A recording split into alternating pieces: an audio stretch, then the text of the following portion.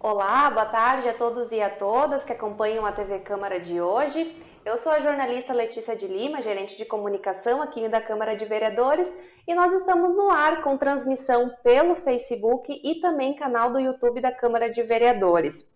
Hoje nós iniciamos uma semana muito especial na nossa programação em alusão à 12ª Semana Legislativa de Gramado. Nessa semana você vai perceber que a gente vai receber muitos convidados especiais, que são pessoas que serão homenageadas ao longo desta semana legislativa. Hoje eu recebo aqui em nosso estúdio o senhor Germano Blum, que será um dos nossos homenageados com o título de vereador emérito neste ano. Seu Germano, seja muito bem-vindo à TV Câmara. Muito obrigada por ter aceitado o nosso convite. Boa tarde. Eu que agradeço o convite, né? Boa tarde a quem nos acompanha nesse momento, né? É uma satisfação poder conversar com a comunidade gramadense. Certo. Seu Germano, então, para a gente começar o nosso bate-papo, eu gostaria de saber como que foi para o senhor receber esse convite para ser o nosso vereador emérito neste ano. Esse momento aqui até foi muito curioso, porque quando tocou o sinal no WhatsApp, apareceu a mensagem de que a origem era que não fazia parte dos meus contatos. Entendi. E aí eu demorei bastante até identificar e confirmar a origem da chamada, né? Interessante, né? Quem é que entrou em contato com o senhor? Foi o vereador Cícero? É o Cícero, que é uma família com a qual eu tenho convívio assim, de muitos anos, né? O armazém do pai dele era um paradeiro meu quando eu me deslocava da Serra Grande para Moreira, né, nos meus trabalhos como professor e diretor de escolas. Né? E aí eu estranhei, aparecia o Cícero, mas não dos meus contatos. Aí custou bastante até que a gente identificasse. Mas depois de identificado, tranquilo, fiquei muito feliz, né? Já agradeci ao Cícero por essa lembrança, né? Então... Ficou surpreso, então, com o convite? Como? Ficou surpreso com o convite? Tão surpreso que eu duvidei da veracidade e da autenticidade da chamada. Tá certo, mas pelo que eu vi assim, na sua trajetória, é um título que vai ser muito merecido para o senhor, mas para a nossa comunidade também, que muita gente lhe conhece, muita gente ainda precisa conhecer a sua trajetória, então eu gostaria que o senhor falasse um pouquinho como que foi a sua entrada na política, falar um pouquinho para a nossa comunidade. Esse é um momento importante, né? Porque até aos meus 42 anos, eu exerci essencialmente e exclusivamente minha função de diretor de escola, né? E de professor. Foram as duas atividades.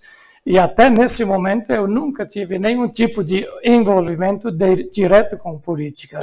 Mas sempre tive meu respeito, né, com todos os administradores, independente de partido.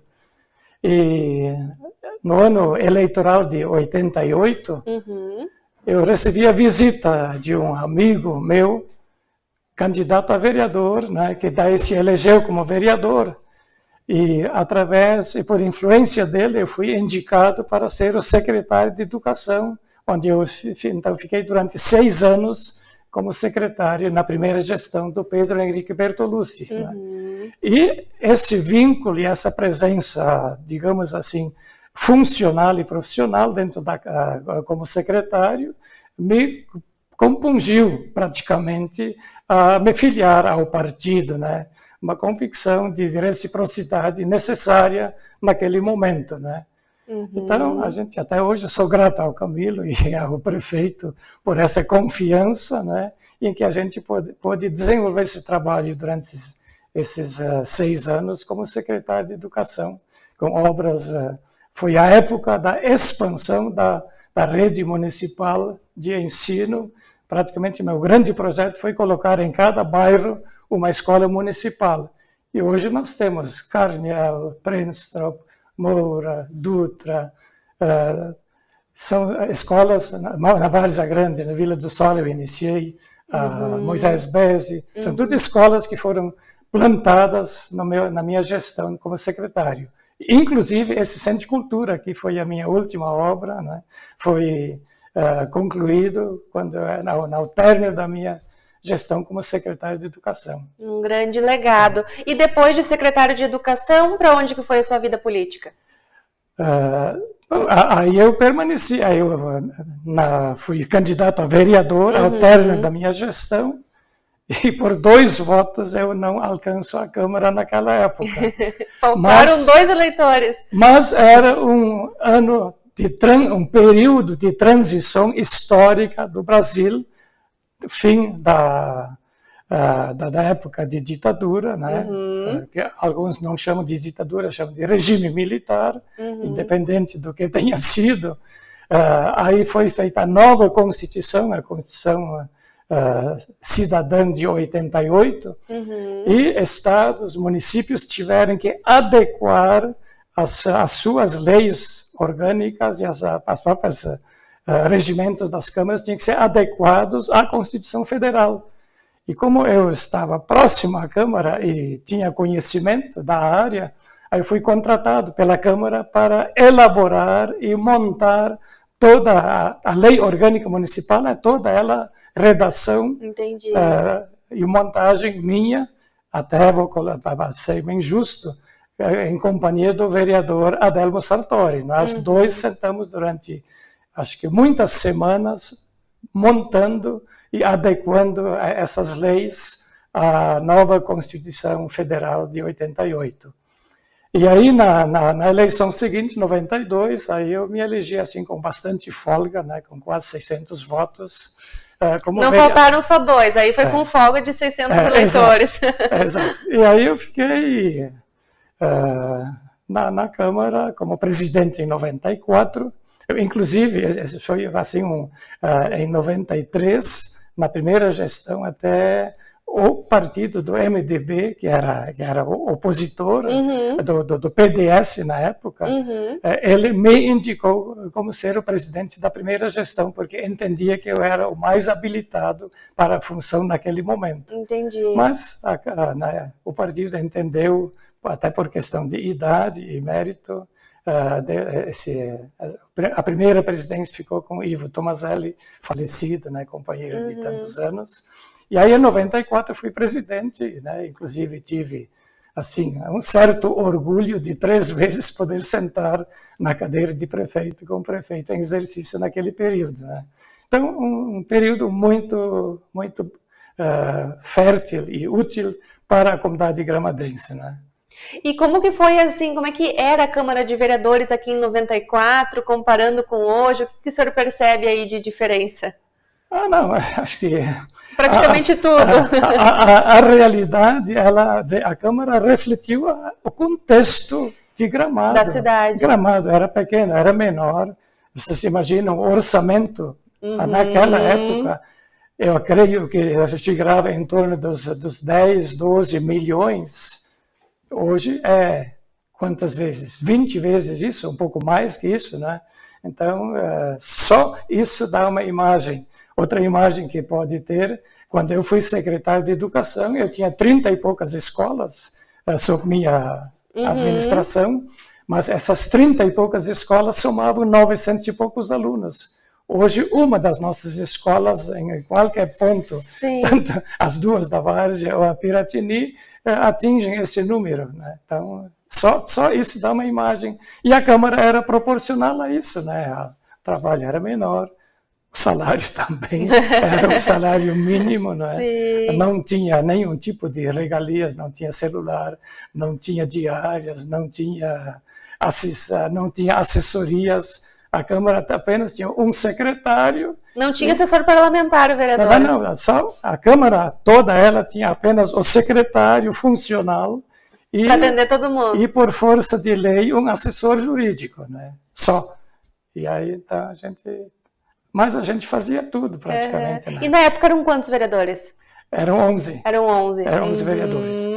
Teve um momento em que, quando nessa transição de 88, com essa legislação, houve polêmicas e, inclusive, foi baixado para 9. Mas o 9, na época, nunca se efetuou. Nós assumimos com 11. Recentemente até retornou aqui para casa, né, essa discussão entre 9 e 11 vereadores, né, continua. Porque a Câmara teria, né, o direito de ter 11 parlamentares hoje, devido ao crescimento da cidade, né, mas a gente mantém aí os 9. Perfeito. E a sua experiência como prefeito, como que foi, seu Germano? Não, aí é uma passagem muito rápida, muito rápido, né? Uma viagem do prefeito e do vice-prefeito para uma necessidade. Então foi o máximo uma semana, mas muito interessante, muito, digamos assim, gratificante poder ter exercido essa função, né? Até hoje, quando eu passo em algumas casas, eu vejo daquela casa que fui eu que assinei o projeto, né, liderei. Então são momentos importantes na vida da gente. Lembra com carinho dessa época. Muito, muito. A gente vinha conversando também, o senhor foi o grande idealizador da subprefeitura da Várzea Grande, né? E eu gostaria que o senhor falasse um pouco desse projeto que o senhor até comentou com a gente, que foi o seu grande projeto político, né? Então, como que nasceu esse sonho? Não, no momento que eu assumi vereador, a gente tinha compromissos, até como secretário de Educação, muito mais com a educação. Uhum. Mas, como morador da Várzea Grande, e prevendo e sentindo o crescimento da região, eu, logo no primeiro ano, já sugeri ao meu prefeito Pedro, olha, Pedro, eu acho que seria muito interessante se nós projetássemos e implantássemos uma subprefeitura na Várzea Grande. Isso aliviaria a Secretaria de Obras, dinamizaria e daria muito mais possibilidade de um atendimento qualificado, como a gente sempre deseja para a comunidade, não é? E aí isso foi se protelando praticamente durante 2, 3 anos, né, de existência com o prefeito, mas no quarto ano ela foi implantada, né, com tranquilidade, e hoje presta os melhores serviços para a comunidade. Então, eu acho que dá para se dizer que dentro da administração do município é um marco histórico, né, para Gramado, a implantação da subprefeitura da Várzea Grande. Um grande legado que o senhor deixou para a gente. E muitas vezes ter a ideia do projeto até a construção dele, até ele realmente sair do papel, demora, né, seu Germano? Exato. Eu até não tenho mais esses rascunhos todos, mas eu tinha feito inclusive um levantamento, né, de perspectiva de crescimento, porque aí tinha os loteamentos, né, da Vila do Sol, que estava com acho que umas 20 e poucas casas na época, mas com 300 e poucos lotes, né? E toda os loteamentos populares, uma previsão de crescimento muito grande em toda a área. E em função disso, agregando isso a toda a região, desde Serra Grande, Moreira, Caraá, que geograficamente, né, eu digo, acho que é importante. E hoje ela já está comprovada assim, a validade desse projeto. Com certeza. Quando que foi inaugurado? Qual o ano que foi inaugurada a subprefeitura da Várzea? Em 92. 92. 30 anos aí, então. O tempo anda. Bom, e indo então para a sua trajetória educacional, o senhor estava falando, né, que basicamente a sua formação aí como professor, como diretor, né, teve também a sua trajetória como secretário de educação. Eu gostaria que o senhor falasse um pouquinho também sobre a sua visão hoje das nossas escolas aqui no município, como que o senhor vê que está hoje depois de ter deixado essa marca do seu trabalho? Olha, eu tenho que ser muito franco, sincero e honesto. Claro. Eu me aposentei em 95 pelo IP, e aí eu fiz um concurso pelo município, fiquei mais 10 anos, e em 2005 eu me aposentei pelo INS também, porque aí eu completei idade e tempo de contribuição. E imagina, de 2005 a 2000 e 25 são... Faça o cálculo de anos. Vamos lá. Lá se vão 20 anos.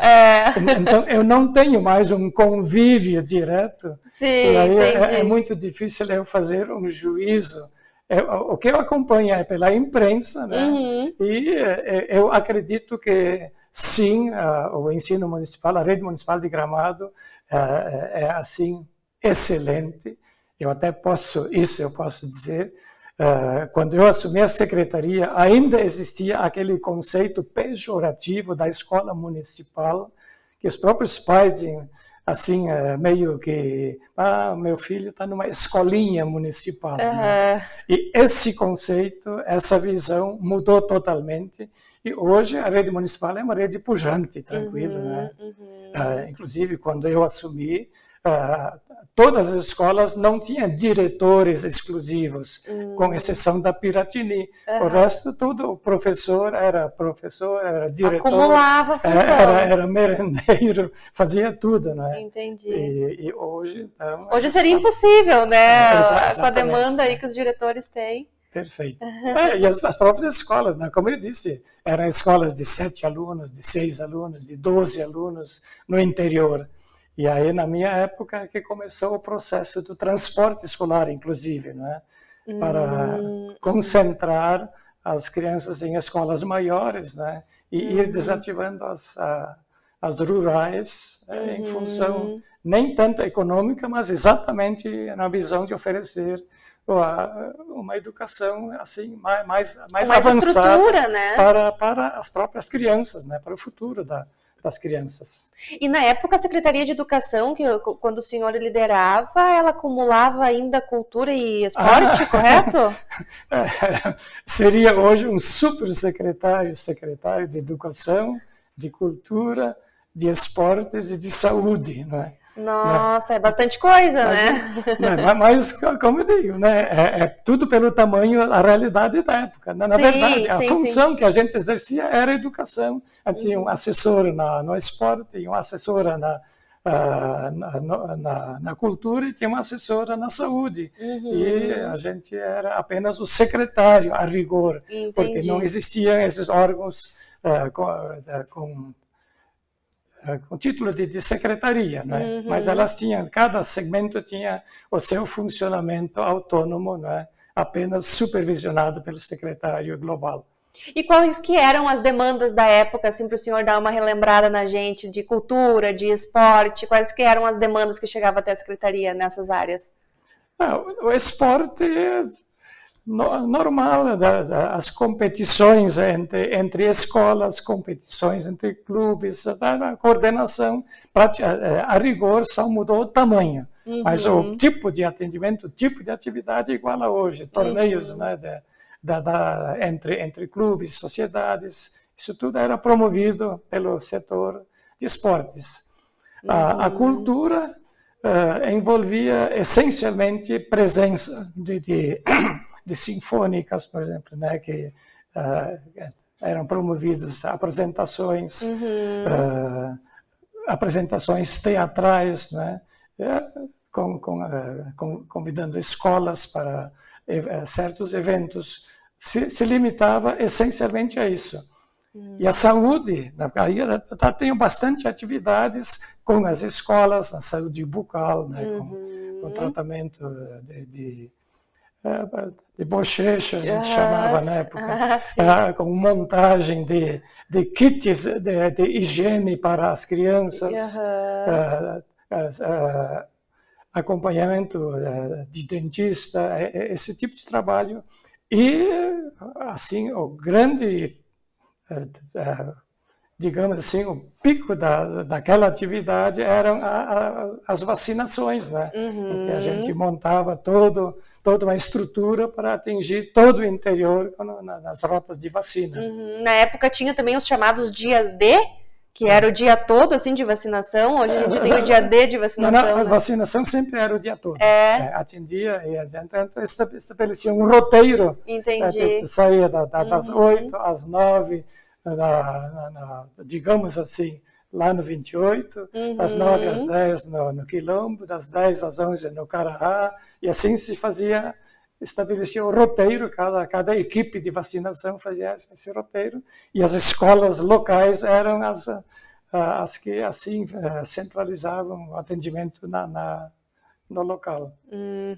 Tá certo. Seu Germano, lendo ali o seu histórico, eu também vi assim que teve um momento que o senhor se afastou da política, depois retornou. Eu gostaria que você falasse um pouquinho sobre esse período. Em 96, eu tem a minha vida política encerrada, cumprida, né? Eu entendi que, na época, eu tinha assumido uma função com a ULBR como diretor internacional, que nós promovemos aqui em Gramado mestrados, né, em convênios com universidades argentinas. Então, eu era o coordenador local desses cursos, né? E eu dei prioridade para esses cursos, e aí eu praticamente assim digo, não, a política está encerrada, né? Mas eu tinha... Estava cansado já? Eu tinha muitos anos de convívio com a família de Nebir. O Irineu, Pista, como todos chamam, o Bruno, o Nelson, prefeito. A gente fala assim familiarmente, porque era um convívio social com essa família de muito tempo. E no ano 2000, os três são falecidos, né? O Nelson, tu não quer voltar para mais umas manobradas políticas por aí? Eu acabei aceitando, né? Muito menos por uma convicção e necessidade política do que pela amizade que eu tinha com eles, né? E por um convívio social e familiar. E aí eu voltei, né? Assinei minha ficha com o PMDB na época, né? E dentro desse partido, eu fiquei durante 20 anos como participando do diretório, né, e também das executivas, né? Fui secretário durante um bom tempo do partido. E dentro desse partido, eu creio que o auge, o ponto mais importante, que eu fui durante alguns anos o secretário de formação política do PMDB, desenvolvendo aqui em Gramado cursos de formação política, né? É um curso de abrangência nacional, era coordenado pela Fundação Ulisses Guimarães, nacionalmente, né? E então nós formamos aqui em Gramado bastante jovens interessados em política, né? E, inclusive esse título, esse certificado que nós emitimos aqui, ele conta créditos para quem faz uma faculdade na área afim. Que legal. É muito importante. E hoje, qual que é a sua relação assim, com a política? O senhor acompanha os movimentos políticos aqui da cidade? Acompanha as nossas sessões? Como é que é essa relação? Olha, eu acho que, assim, rigorosamente, eu posso dizer que eu pendurei as chuteiras. Mas o meu convívio, eu nunca entrei em nenhum tipo de confronto. Eu posso até confessar que, de alguma forma, a vivência política ela é muito desgastante. Sim. E muitas vezes me gerou alguns desconfortos, até pela repercussão que vem de fora para dentro. Né? Que, se nós analisarmos hoje a política nacional, a forma como ela é confrontada, em que as disputas todas... Tudo polarizado, né? E todas elas são feitas pelo lado negativo, né? E destrutivo. A minha visão é sempre de uma política construtiva e de edificação. De diálogo, de construção, né? Política, essencialmente, acho que é isso, né? E como essas coisas assim repercutem também na política local, é uma área em que eu assim me senti assim, muito desconfortável, né? O seu perfil assim político sempre foi mais conciliador, então, assim, do diálogo mesmo. Eu acho que a minha presença na política foi importante na parte técnica, né? No primeiro período, né? Muito importante eu acho que a presença quando na Câmara foi nesse sentido. E acho que é uma experiência que quem passa, acho que deve ser grato também por esse período. Mas o meu perfil é mais de educador, né, para o qual eu me formei em 62, num curso paralelo ao curso de teologia, porque a minha formação, meu primeiro curso de pedagogia, ele era voltado para atender as escolas das comunidades né, luteranas, confessionais, que o meu título inicial é o de professor sinodal, né, voltado para as escolas. Eu 15 anos trabalhei nessa rede de escolas, né? Só depois de 15 anos é que eu me vinculei ao Estado, porque o Estado passou a oferecer o ensino de um modo geral, e as escolas particulares foram minando e desaparecendo gradativamente. Então, por visão de futuro, aí eu fiz o concurso e me vinculei ao Estado, né? E paralelo nessa área de educação, né? Posteriormente me formei em literatura, língua portuguesa, né? Pela UX, na Universidade de Caxias, onde eu algum tempo também lecionei, fui professor por um breve período. Então,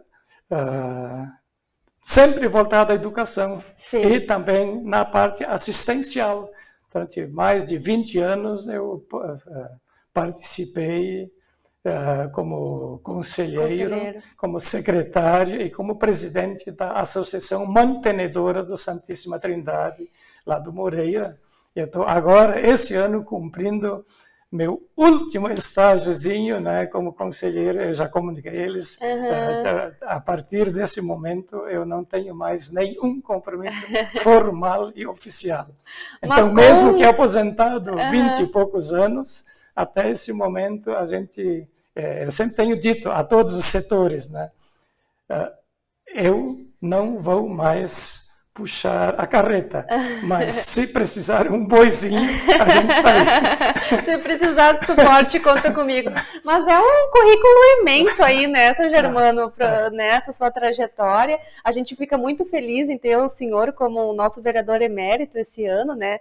Muito interessante poder lhe homenagear com esse título, o senhor é muito merecedor, né? Lendo o seu currículo ali, o seu histórico, a gente já percebe quanto legado o senhor deixou para a cidade, e conversando com o senhor a gente percebe mais ainda, né, o orgulho nos olhos de quem viveu tudo isso e liderou muitas fases da nossa cidade. Bom, o nosso programa, a gente está chegando ao fim, o nosso tempo ele é um pouquinho limitado.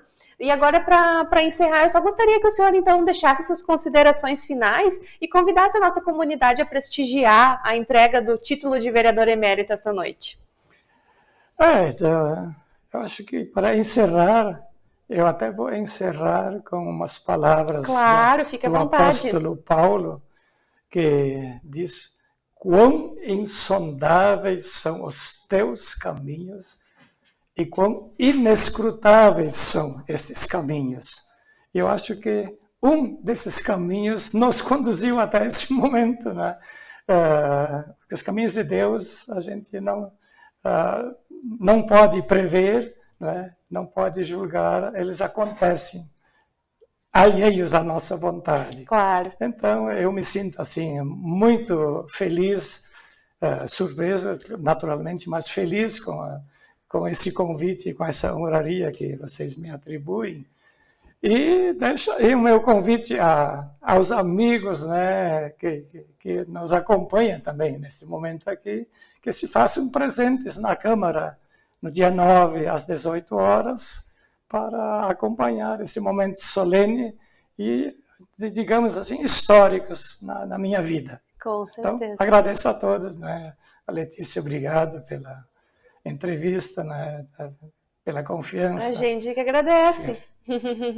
Muito obrigada, São Germano, pela sua disponibilidade de vir falar conosco. Muito bom trazer um pouquinho das memórias legislativas, né? Afinal, a função aí da Semana Legislativa é a gente trazer informação para a comunidade e também relembrar aí todas as pessoas que, ou pelo menos parte delas, né, das pessoas que ajudaram a construir a Câmara de Vereadores, o poder legislativo que a gente tem hoje. Muito obrigada pela sua disponibilidade em conversar um pouquinho conosco, e fica aí o convite para quem quiser acompanhar a entrega do título de vereador emérito. A gente vai ter a entrega também no mesmo dia do desportista gramadense, do trabalhador modelo também, todos na mesma noite na sessão solene da Câmara. Você pode vir acompanhar aqui no plenário, ou também ainda vai ter transmissão ao vivo pelo nosso Facebook e canal do YouTube. A gente lembra então que ao longo dessa semana nós vamos ter uma TV Câmara especial, especial. Amanhã vamos ter aqui as nossas mulheres cidadãs, duas das nossas mulheres cidadãs que serão homenageadas na Semana Legislativa deste ano. E amanhã nós retornamos então com a programação da TV Câmara, sempre às 5 horas da tarde, pelo Face e também pelo YouTube.